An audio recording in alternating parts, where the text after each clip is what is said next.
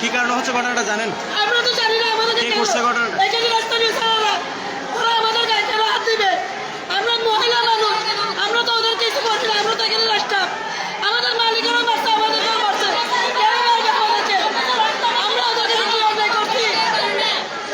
আমরা কি অন্যায় করছি? ভাই ঘটনাটা কি হিসেবে চলতেছে, কয়দিন ধরে চলতেছে, আপনি কি দায়িত্বে আছেন একটু বলবেন প্লিজ। আমি হলাম যে আসসালামু আলাইকুম ওয়া রাহমাতুল্লাহি। আর একটু পিছনে যান। আমি হলাম যে ইভেন্ট ম্যানেজার।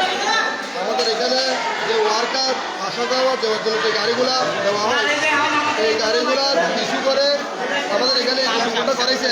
এটা হলো যে এখানকার আপনার কিছু স্থানীয় বিএনপি নেতা আছে, ইসাক ভাই নামের একজন আছে, ইসাক ভাইয়ের বড় ভাই আসছে, ইসাক ভাইয়ের এলাকার লোকজন আসছে এবং ইসাক ভাই আমাকে বেশ কিছুবার আগে হুমকি দিয়ে গেছে যে ওদেরকে গাড়ি দিতে হবে।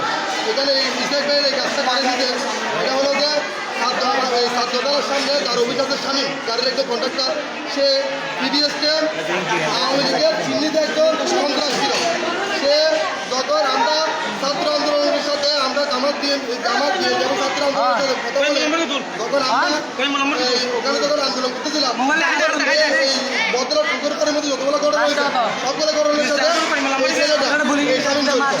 এই স্বামী গাড়ির যে কন্ট্রাক্টর সে জড়িত। সেই স্বামী আমাকে বেশ কয়েকবার এখানে ফোন দিয়ে হুমকি দিয়েছিল। আমি বলছি ভাই আমরা গাড়ি এরকম ব্যবসা করতে পারবো না, আমরা একজনকে দিয়ে দিছি। আজকে কি কারণে আজকে আমাদের গাড়িগুলা গত 3 দিন ধরে আমাদের গাড়ির ড্রাইভারদের ঘেরে ফিরাচ্ছে, তারপরে ওরা গাড়ি ড্রাইভারে গাড়ি ঢুকেছে, কিন্তু আজকে আমাদের একটা গাড়ি এখানে ঢুকতে দেয় নাই।